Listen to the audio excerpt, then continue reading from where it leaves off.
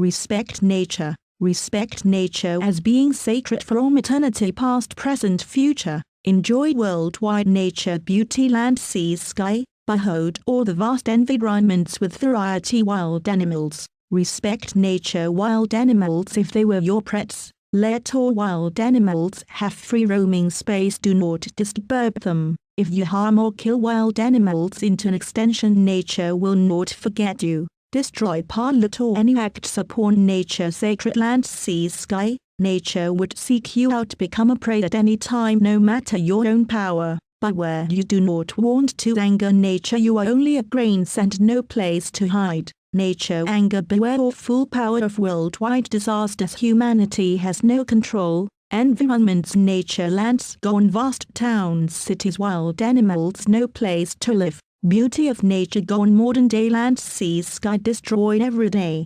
Conflict between humanity and nature is harsh. Human survival with limit time. Humanity do not own the land where they live, only nature own it. Only nature sacred eternity powers can take away from humanity at any time. Embrace sacred nature with respect, heart, body, so become part of it.